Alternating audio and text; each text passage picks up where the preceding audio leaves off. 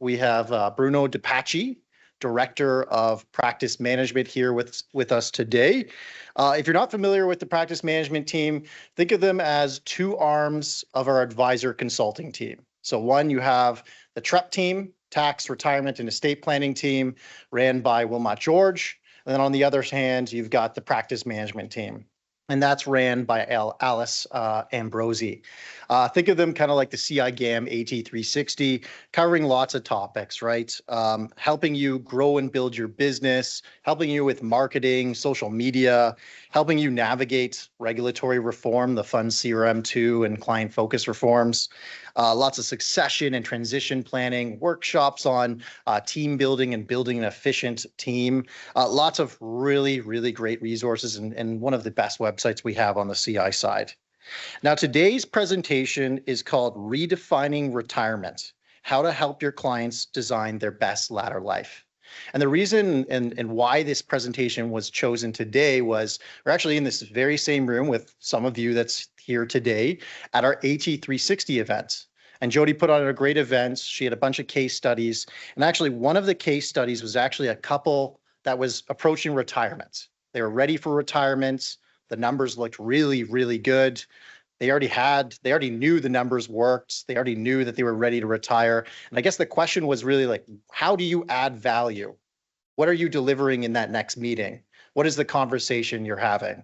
And a lot of people in the room put their hand up and talked about how they have the discussion on lifestyle planning.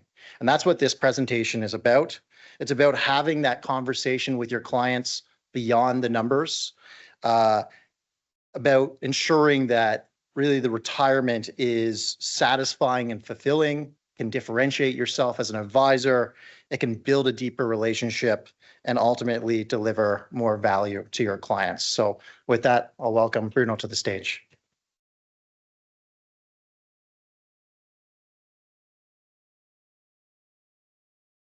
Good afternoon, everyone. How you doing? It's good to see some familiar faces I haven't seen in a long time. All right. Yes. Today, I'm going to talk to you about how you can help your clients to redefine retirement so that rather than thinking about it as the end of their productive life, getting them to think about it as the beginning of the best years of their life. And I'm going to show you some strategies that you can use to help your clients design their best latter life so that it's something to look forward to rather than something to dread. Now, you might be thinking, well, do retirees or pre-retirees really dread retirement? Well, according to research, 47% of pre-retirees are more afraid of retirement than sickness or poor health. And 40% of retirees said that they fear retirement more than death itself. Can you imagine? Now, it's not just the financials that they're worried about, running out of money, which is understandable. They're also worried about their lifestyle, the impact, in terms of keeping mentally and physically active, losing their social network connected to their jobs. So as an industry, we do a great job of helping clients to save money for retirement. But there's a missed opportunity here to be able to help them address this other very important need. And if you embrace that and start offering some latter life lifestyle planning to complement the retirement planning that you're already offering, there's a lot of benefits to that. And Chris alluded to some of it, right? So support your financial planning efforts. Think about it. All the things that a senior or client is going to do in their latter life is going to dictate how much money they need. Latter life lifestyle planning will help you build deeper relationships. You'll get to know your clients better. It'll help you deliver more value, make it easier to continue to justify your fees. And it's going to differentiate you from other advisors who are not addressing this really important need of today's seniors. And lastly, it's another way to continue to evolve as an advisor, to be able to deliver not just quantitative value, but also qualitative value. All right, so here's what we're going to look at in the next 40 minutes or so. The new retirement realities. How has retirement changed? How is it going to impact your clients? We're going to talk about redefining retirement. The word retirement should actually be retired. And latter life success factors. We're going to look at some objectives that you can help your clients to achieve to increase the chances that they're going to have a more satisfying and fulfilling latter life. And then we'll finish off by actually looking at how you can do some lifestyle planning and how it can complement your latter life financial planning. All right, the new retirement realities. Well, the biggest change is longevity. We're all living longer, and that's something that we should all celebrate. There was a report that came out in 2019 that showed that there are approximately 11,000 centenarians in Canada. And by 2030, it's estimated there'll be close to 20,000. So the biggest impact on clients entering retirement is longevity and the impact that it's going to have on them financially, as well as from a lifestyle perspective. Here's the other change. Today, seniors, are physically capable well into their 80s and 90s. You probably remember Betty White. Remember the actress died a couple of years ago? And she died at the age of 96. And she was working almost up until the time that she died. And if you remember, she looked great, like in her 90s. Today, a 65-year-old still has a lot of energy and drive and motivation. And they're going to want to continue to work in some capacity. And the research bears that out. Research says that 60% of Canadian retirees and pre-retirees say that their ideal retirement includes some form of work. Now, some are going to have to work out of necessity, unfortunately, but many will choose to work for their well-being, for the well-being of a relationship, or for the well-being of society. So that's why the word retirement needs to be retired, because it's no longer valid. It's no longer dictated by the end of someone's work life. Now, I'm sure that many of you are familiar with Serena Williams, the former tennis superstar. She stopped playing tennis at the beginning of 2020, and she put out a statement at that time saying that she didn't like the word retirement. She thought it was an outdated term. She preferred the word evolution because she was still evolving.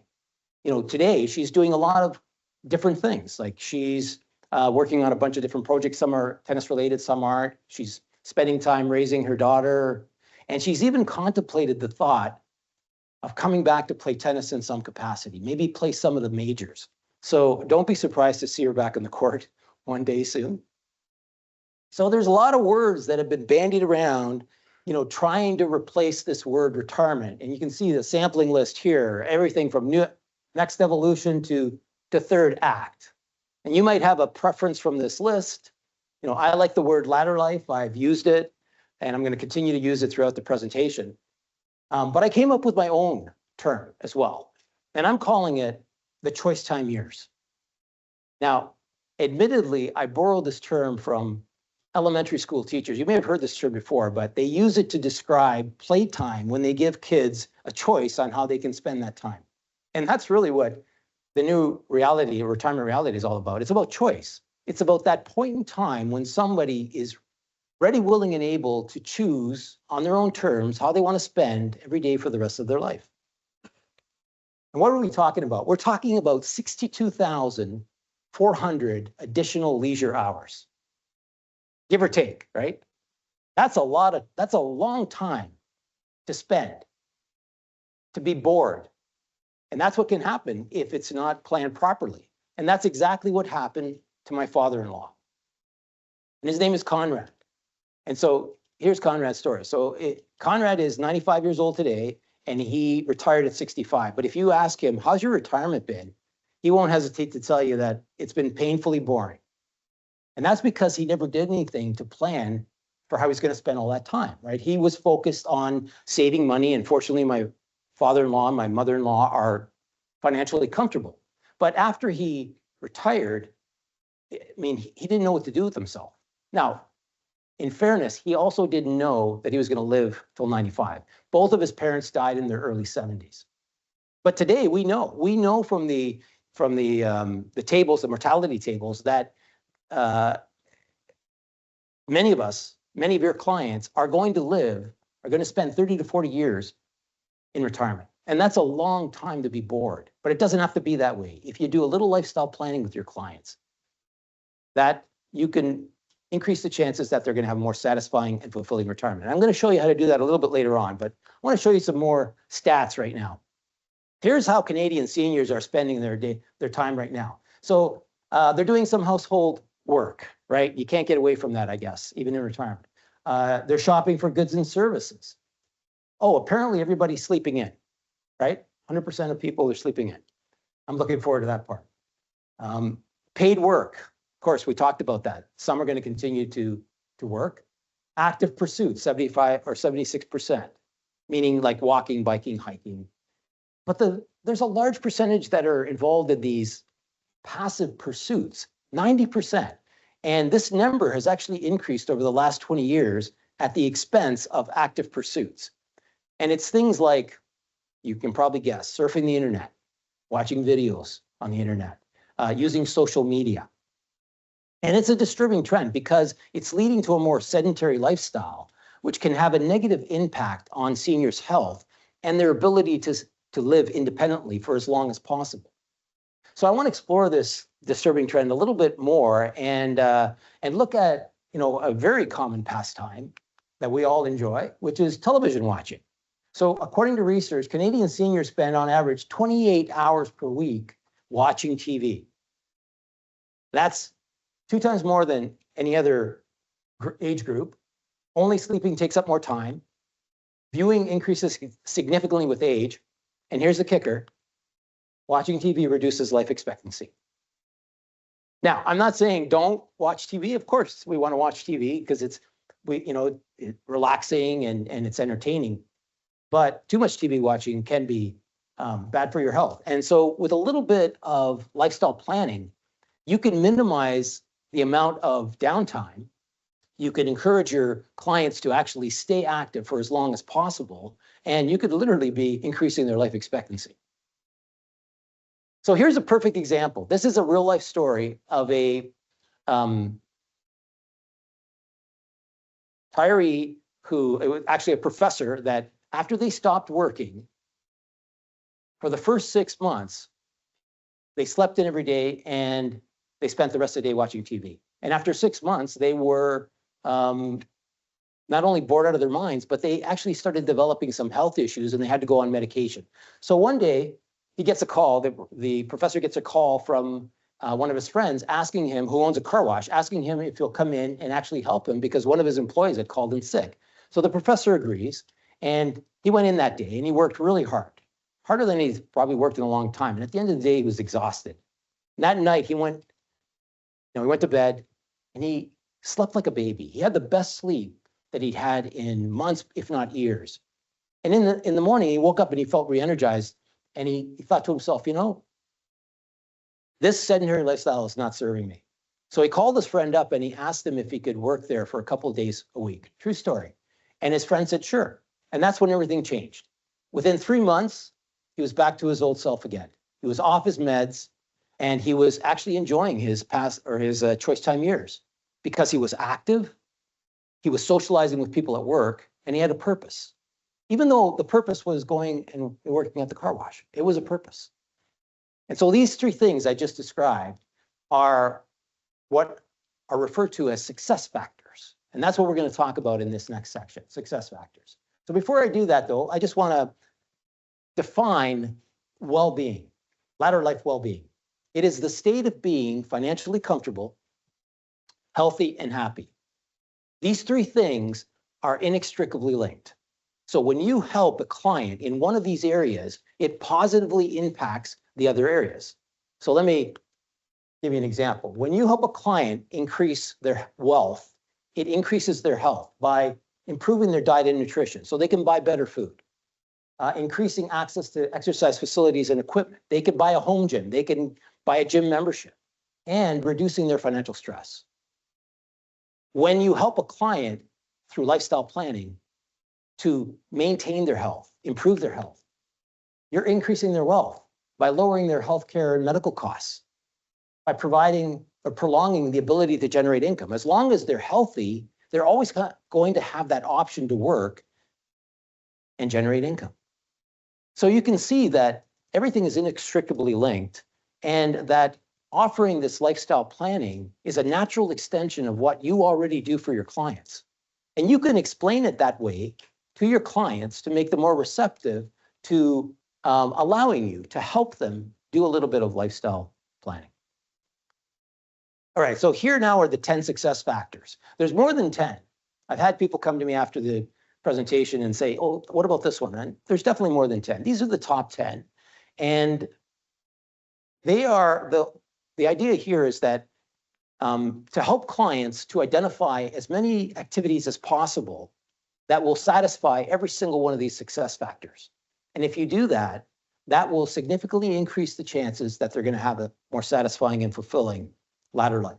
Now, unfortunately, we don't have enough time for all 10. We're only going to cover 4 of the most important ones. They are be positive, be purposeful, be well, and be active. I'm going to explain the objective of each one. I'm going to share some of the research behind them. And incidentally, there's research to validate all the success factors. And I'm going to give you some examples of how you can help your clients apply them in real life. So be positive is about helping your clients think of latter life as a positive experience. You know, helping them to think of it as an opportunity to do some of the things that they've always wanted to do. Be purposeful is about finding meaning and a new self-identity. And this is particularly important for those clients whose whole identity is tied to their careers. Be well is about helping clients to take care of their bodies and not to neglect their minds. Be active is about helping clients to minimize the amount of sedentary time by encouraging them to maximize the amount of active pursuits. All right, let's take a deeper dive in no particular order. So here's the research for Be Active. Research shows physical activity in older age has been found to reduce risks of developing chronic diseases, as well as physical and cognitive functional decline. Now, I think this is common knowledge today. We know that exercise is good for us, right? But people don't always like to exercise, especially going to the gym. And there are a lot of other ways that people can exercise and have fun at the same time. And an example of that is biking. And one of the ways to encourage your clients to take up biking, if they're not doing it today, is to encourage them to buy an e-bike. Anybody have an e-bike here? Raise your hands. Yeah. Nobody has an e-bike in this whole room? That's a part. Okay, yeah. A shy group, right? I've got a bunch of friends that suddenly they've gone out and purchased e-bikes. It's a big trend. And why? Because you got motorized pedaling that can help assist, when you're climbing a steep incline, but it also prolongs the amount of time that someone spends on the bike. So they're exercising longer. Here's another one. This is the fastest growing sport in North America, right? You've heard that before, right? Pickleball. Okay, who's playing pickleball? Anybody? Okay, better. I got more hands up there. My wife and I took up pickleball about 2 years ago, and we love it. And we can see ourselves playing more pickleball during our choice time years. Here's the thing about pickleball is that it's great for exercise. It's not hard on the body. And it's a great social sport because you play in pairs, right? You can play as couples, you can play with other people. So it hits on a lot of the success factors. And I mentioned that it's not hard on the body like something like tennis is. And that's why a lot of tennis courts, if you've noticed, are being converted over to pickleball courts. To the chagrin, of course, hardcore tennis players. Anybody hardcore tennis players in here that are a little upset about that? I understand. But that's a sign of the times, right? Changing demographics. So definitely pickleball meets a lot of different success factors. Here's some research behind Be Well. Research shows learning keeps your brain sharp at any age, and active exercises are best. Solving puzzles like Sudoku, right? Sudoku, crosswords, Wordle. How many people play Wordle? Yeah, everybody. You're probably playing on the New York Times Wordle app of the day. 1 million people a day use that app. Wordle's a great fun game. If you've never tried it, you should do it. You should sign up on that app. It's free. And if you like it, send the link to your client or clients. So yeah, solving puzzles is great for exercising the brain. And the brain is a muscle. It needs to be exercised, just like other muscles in your body, or it's going to atrophy. But a better way to actually exercise your brain is through learning something new, like maybe learning a new instrument or taking a course. Or if you're really ambitious, you can do what Tom Winston did at the age of 73, and he went back to school and got his law degree. the University of Tennessee College of Law. Not because he wanted to practice law, but he needed something to stimulate his brain. He always enjoyed the field of law. And so he decided to go for it, and he did it. The other benefit was that going back to school, he was surrounded by a lot of young people that kept, inspired him and helped him to stay positive. So work with your clients and talk to them about maybe some of the things, some of the courses, maybe there's a field that they want to pursue in their latter life. Here's the research behind Be Positive. Research shows that when older adults reimagine retirement and aging as a positive experience, one of wisdom, self-realization, and satisfaction, they function at a higher level, live 7.5 years longer, are more likely to eat well, exercise, and avoid vices. So staying positive is key to actually being able to realize the full potential in latter life. And if you find a client, thinking or saying, well, I'm not looking forward to retirement, then get them to think about it as an opportunity to do some of the things they've always wanted to do, or maybe do something they never thought they could do, like Andrew Tarvers did at the age of 65 when he stopped working as an accountant. He started Pop's Workshop Company, a successful online store selling handmade wooden crafts. He basically took his love for woodworking, and he turned his hobby into a business. And a lot of people told him, you know what, it is a bad idea. But fortunately, he ignored all the negativity. And it's a good thing he did, because today, Pop's Workshop Company is among the top 20 bestsellers on Etsy.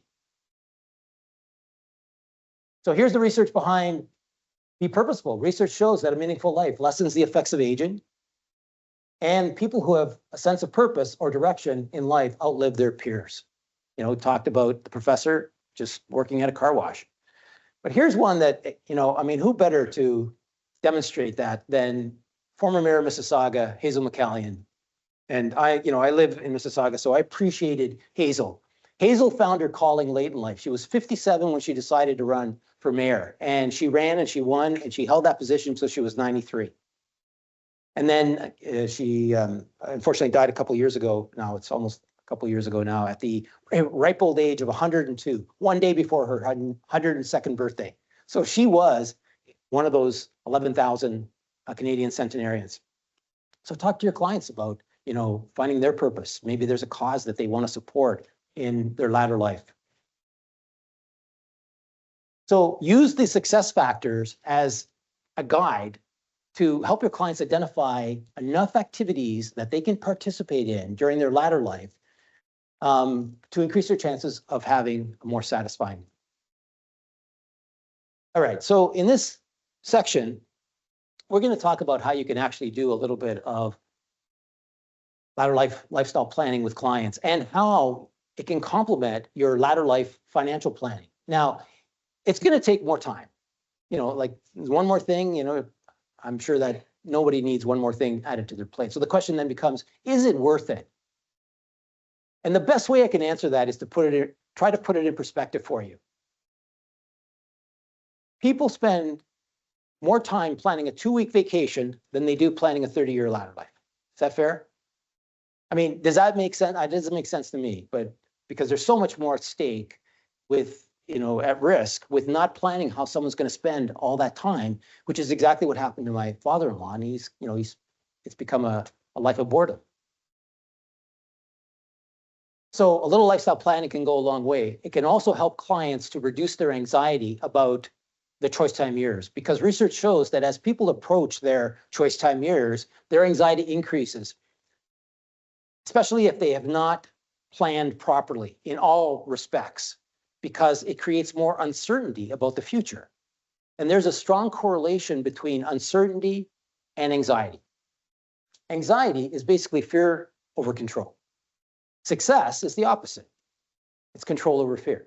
So if you do some latter life lifestyle planning along with some latter life financial planning, you can help a client to feel more in control. And then the future becomes more certain, and it becomes something to look forward to rather than something to dread.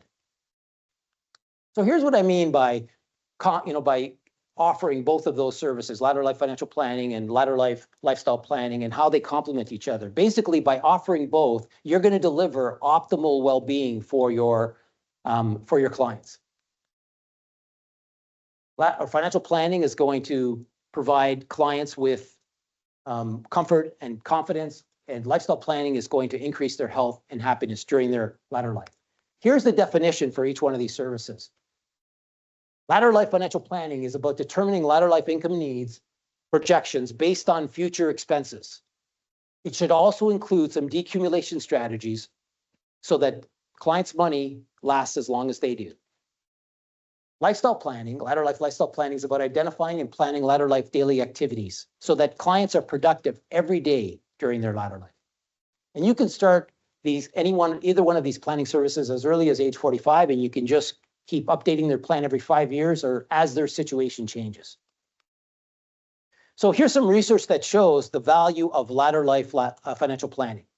First, the research shows that more than half of Canadians are without a financial plan for retirement, for their latter life, for the decumulation phase, which is unfortunate, but it also represents an opportunity for you to do more planning with more clients. The other part of the research says that of those who do have a financial plan for latter life, 80% expect to enjoy a comfortable retirement compared to only 44% of those without a financial plan.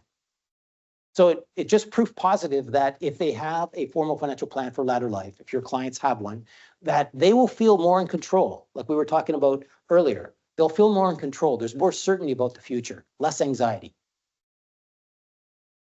So here are some other benefits of financial planning, both during the accumulation phase as well as the decumulation phase. And what you do in terms of financial planning for a client during the accumulation phase is actually a setup for what you're going to do for them during the decumulation phase. The research says that financial planning increases asset values by 2.3 times during the accumulation phase. So clients have more money to spend during decumulation. Financial planning boosts a saver's retirement by as much as 60%. By helping them to set targets and to become more disciplined savers. Financial planning increases latter life consumption by as much as 25%. Here's what happens. Research shows that as people approach their choice time years, many of them, once they enter their choice time years, they become over savers, right? Anybody experience that? Where clients suddenly, because they're worried about running out of money. So now suddenly they become over savers. Having a financial plan for latter life reduces that anxiety and increases the confidence to spend money without worrying about running out of money. And then latter life financial planning that includes some decumulation strategies can actually increase a client's portfolio performance by as much as 110 basis points.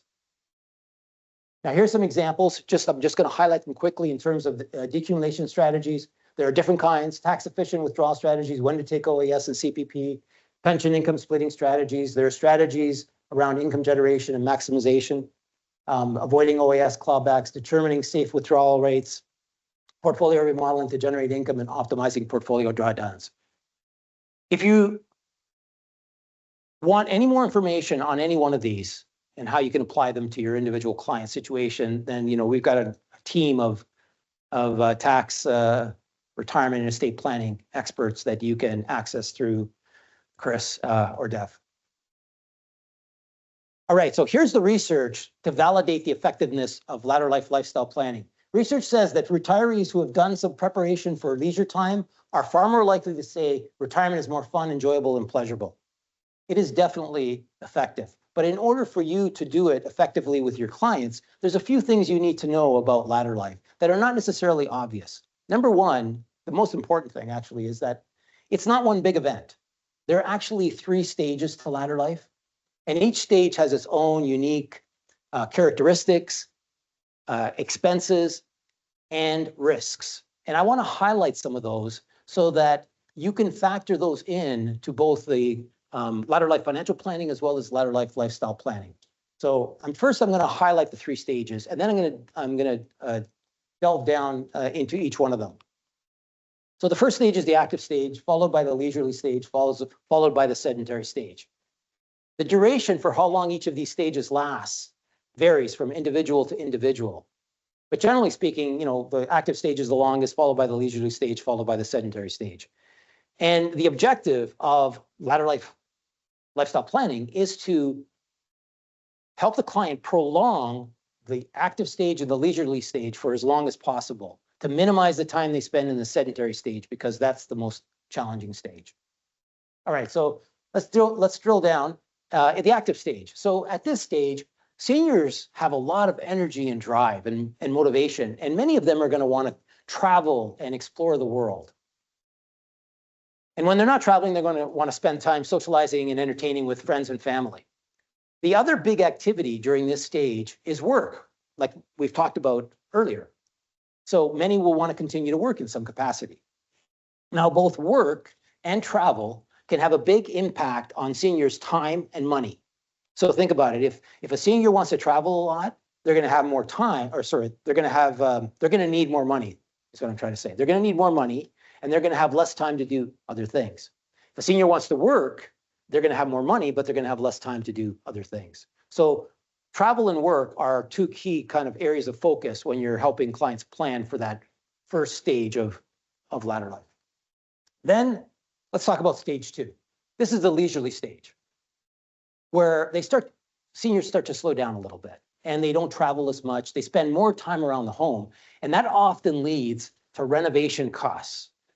And there are three types of renovation costs. The first one is just updates, to make the house more comfortable, aesthetically pleasing, like updating the kitchen, updating the bathrooms. The second one is maintenance, to keep the house, like a new roof, new windows, a new furnace, to keep the house going for as long as possible, because research shows that 90% of people plan to age in their homes today. They want to age in place. But the research also shows that, unfortunately, only 40% of seniors over the age of 70 find it easy to live independently without help. That leads us to the third reason for renovations, and that is home mobility modifications costs, like wheelchair ramps, stair lifts, hospital beds. And it might even include support worker expenses to help them with daily activities. So make sure that when you're doing your latter life financial planning, to include all of these types of renovation costs, so clients can live comfortably during that stage. The last one is the sedentary stage. This is where seniors slow down a lot, and they have very limited mobility. Now, you see here a picture of a nice couple sitting on a beach, right? But the harsh reality is, and I'm sure many of you know this already, is that only one of them are still going to be around, right? And I hate to break it to you guys, but it's usually the female. So the spouse is going to be around, but there will come a point in many cases where they're going to experience ill health to the point where they might not be able to continue to live in their home on their own, or in their home at all, actually, and they're going to have to go to move to a nursing home or a long-term care facility. Now, the research shows that only 22% of Canadians feel that they're likely to need that kind of support. But the reality is that 75% of Canadians over 85 will need access to these facilities.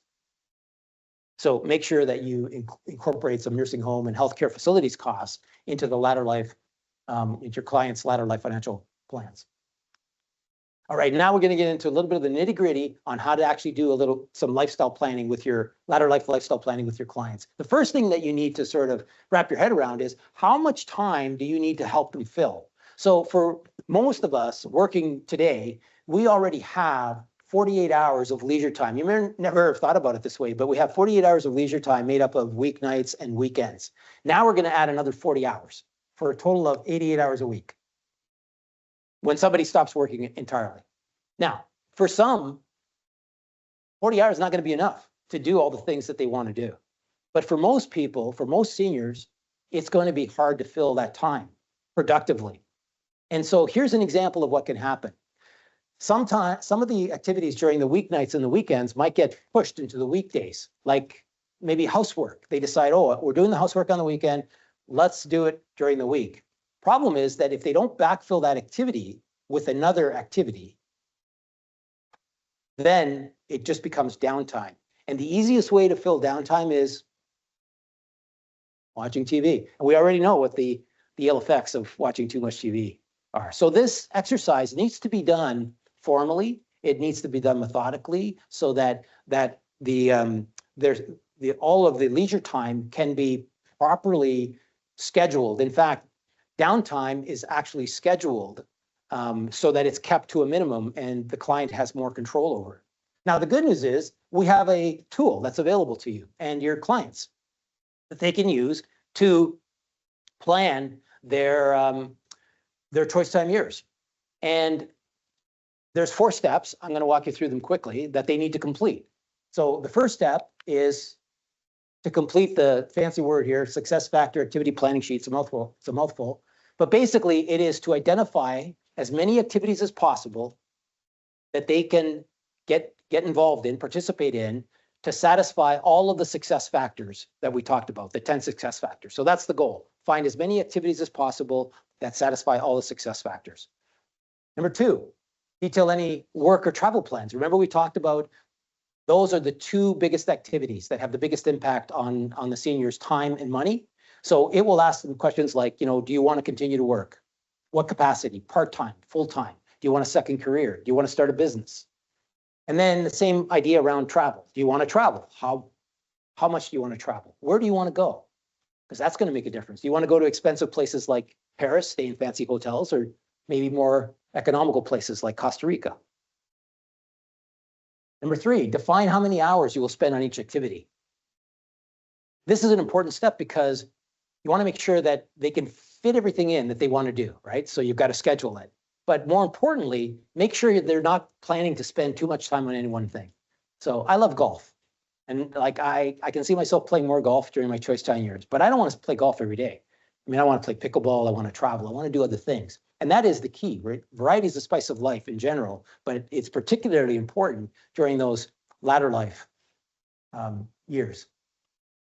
And then number 4, devise a weekly timesheet and schedule daily activities. Now, the reason that we need to go to this degree to actually create a schedule is to replace the structure that someone loses when they stop working altogether. And as humans, we need structure to get us out of bed, to help us to stay productive. So imagine a scenario where you have a client, they're in their choice time years, but they don't have a schedule. So we already know from the research, everybody sleeps in, right? So now they sleep in, they wake up around 9:30, 10 o'clock, and they start thinking, what am I going to do today? And by the time they decide, it's lunchtime. So they have lunch. After lunch, they think, well, I think I'm just going to watch some TV, maybe take a nap. And then it's like, before you know it, it's 2:30. Now it's too late to do anything. And so the whole day is whittled away. So it becomes this Groundhog Day effect. And that's exactly how my father-in-law describes it, right? Groundhog Day effect. Every day is like one day just rolls into the next. But if they have a schedule, now they're more inclined to wake up at that designated time, tick off that first activity. And you know what they say about energy in motion, right? Energy in motion remains in motion. And so they're more likely to follow through with the schedule and live a much more productive life. All right. Here's another way to benefit from doing some lifestyle planning. Make it a family affair. Invite the kids to be part of the process because they can add a lot of value. They can encourage the parents to be as active as possible so they can stay healthy. They can encourage the parents to do things that they've always wanted to do. They can work out a schedule for spending time with them and the grandkids. And they can even discuss some sensitive topics like, what happens if one or both of the parents fall ill and they need care and the kids are not around to provide that care because they live maybe in another city or country. Who's going to provide that care? So there's a lot of benefits. I mean, aside from getting close to the next generation, if you're thinking about ideas like how do I build a relationship with the next generation, invite them to be part of this process. There's a lot of really important conversations that can come out of this process. Conversations on sensitive topics, like even estate planning. You might even lead to estate planning that you might not otherwise be able to broach, if you're just trying to approach the client directly. So we've reached the end of the presentation. Here's some key takeaways for you. Number one, get started. Don't wait to start talking to your clients about their choice time years. And it can be as simple as just next time you meet with them is to say, have you thought about work, your work plans when you get to that point, or you thought about your travel plans? And depending on how that conversation goes, you might want to give them the Ladder Life workbook that I just showed you to complete. And you can even offer to help them. There's actually an advisor version that gives you some tips on how to facilitate the process with clients. If they fill it out, if they complete it, then you can update their Ladder Life financial plan to incorporate the costs of all those activities that they want to participate in. And one last point for you is that once they've identified all of these activities and they have, let's say, some new activities they've never done before, encourage them to try those activities today rather than waiting. While they're younger and they're more open-minded to actually trying those things. For example, if they say that they want to do some RVing, something that we might want to do when we get there. Encourage or suggest that they actually rent an RV and go out for a week or two traveling to see if they like it. If they like it, great. If they don't, then continue to encourage them to try more new activities until they've tried enough new activities that they have a large selection to choose from. So when those choice time years come, they're going to have a lot of choice and they're never going to be bored. So I'm just going to leave you with this final thought, which is that if you help your clients design their best ladder life, it's a win-win. Your clients are going to be happier. They're going to be happier with you. And you're going to be able to differentiate yourself from, other advisors who are not addressing this important need. And I would say that it's probably going to lead to actually getting more business because, as you know, we have an aging demographic, right? There's a lot of boomers that are, just ready to move into their choice time years. And they're going to be looking for advisors who can help them navigate the new retirement realities. And if you're already doing some good work in that area, then there's a better chance that they're going to choose you over someone else. So that's the end of the presentation. Thank you. It's been great.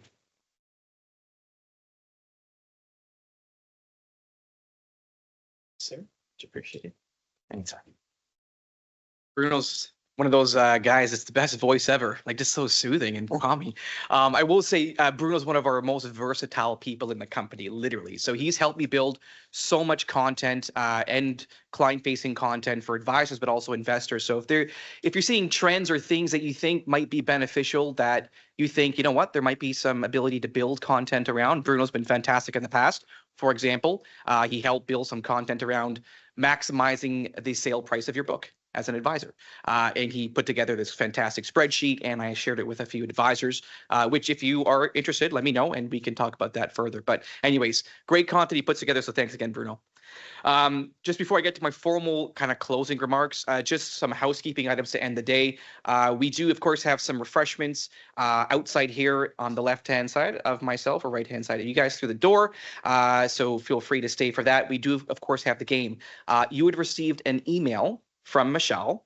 And once again, it said something about Michelle has sent you something. You need to sign up for a Ticketmaster account and log in, okay? And then you'll have the ticket in there. You can add it to your Apple Wallet, which I would recommend doing if you have an Apple phone. Otherwise, you can just pull it up and show it when you get there, just for easy access to get into the venue. Guys, thank you. We've gone through a lot today, a lot to think about, hopefully giving you some great things to think about. We've heard about our reinvestment back into our business, our changing overall landscape at CI from a structural perspective. You've heard from our ETF group, which is one of the fastest growing ETF providers in the entire country. You've heard from our wealth planning team, how we can logistically help you guys win larger business and bring larger accounts in. You heard from one of our top PM groups, of course, Monroe. And of course, Bruno on the advisor consulting side of things. Now, three main takeaways I just want to sum up today with and talk to you about is number one, we're here to earn your business. We don't take it for granted that you guys are Asante because we are part of the same company. You're just going to throw your entire all your clients over. We don't think that's going to happen. We need to earn it. And a couple different ways we can do that is if you have one-off planning questions that you've been stumped on or you want to get a second take on, shoot it over to Chris, Mike, Jake or myself, right? So if there's a quick one-off things, if you want to get a second opinion, here's the situation, here are some of the details, flip it to us. Let us allow you to get a take on what your wealth planning team might say in that situation or offer. So number one. Number two is if you guys come across any client portfolios, you're ripping apart prospect portfolios, guess what? We can do that for you and help save you a lot of leg room. Don't worry, you won't hurt our feelings. We will absolutely include third parties. We understand you guys do use third parties. We're completely fine with that. But at least give us the opportunity to say, you know what, maybe there might be something we can help improve upon in that particular case. And we're more than happy to at least throw some CI stuff in there along with your third party solutions in there too. So we have no problem in doing that as well. Last but not least, any prospects on the APP, APC side, or if even you're thinking about it, once again, your first stop is to call who? Me or Chris. So, or yeah, me or Chris. Call your wholesaler, and the reason is we are your conduit to the rest of the teams here. Okay, so our job is to help triage to ensure that number one, we're pairing your prospects with the proper platform based on their complexity. Okay, so we can help to navigate that too. Second point, private markets. The private markets fund both the growth and income funds. If you haven't looked at this, just take some time, book a meeting with Chris or I. Please take the time to do this. And the reason is this fund that we've launched is the first of its kind in Canada. Okay, it has not hit all the dealers yet. It's only been approved, I think, through Asante and one or two other dealers. RBC and National Bank have it on their approval list right now, but it's coming down the pipeline. This currently is a nice to have. In the next 1 to 3 years, it's going to be table stakes. Okay, so we need to be able, and I want my Asante people to be first and foremost talking about this with your clients because it's super important. And it's not a performance play here. What we're getting the opportunity here is it doesn't even matter what you're doing. If you're passive investing, if you're active investing, what we're giving you the opportunity is to complement your existing public markets portfolio with this private markets portfolio. So if I told you, hey, you can increase your returns, decrease volatility, and enhance your correlation to your existing portfolio, would you be interested in that? The answer is yes, obviously I would be, right? So that's really the key point here with the private markets. And we're at a beautiful point in the market cycle. We've gone through some pretty tumultuous times, potentially in the future. So now as we have this beautiful reset, as we get into this next market cycle, we have the ability to enhance the portfolio construction of your existing public markets portfolio with this private market sleeve. Last but not least is our COI events, our centers of influence events. And what I mean by that is we need to help you guys fish better. We have the wealth planning team. That's great. That's kind of the one-off approach too. There might be people in your business where you might think of the people you would see as a COI. I kind of expanded the definition, an accountant or lawyer, somebody who has the ability to refer business or clients into your business. Number two, a large prospect you're working on. Maybe they have a complex situation. Come to us. Maybe there's somebody in your existing book where you have a portion of their assets, but you know they have more assets. This situation, this event is a perfect ability for you to catapult that whole sales cycle to effectively meet the people of the company. It's not a product pitch. It's how we can help at Asante to better service you, the client. So they talk about case studies on wealth planning, they meet the team members, and very importantly, they see the bricks and mortar of the organization, where if you're in wherever Ontario, even downtown Toronto, they know that, oh, wow, this is pretty impressive. These 9 floors, this is your company. This is Asante here, okay? So just a few ways, and if anything piqued your interest today, just call us, right? Email, call, carrier pigeon, whatever works for you guys. You can access us to have these conversations going forward. So with that, I want to thank you again. It's taken a lot of time out of your day. We appreciate it. Hopefully we've given you some things to think about. And if we have, we want to hear from you. Okay. So once again, thank you so much for coming.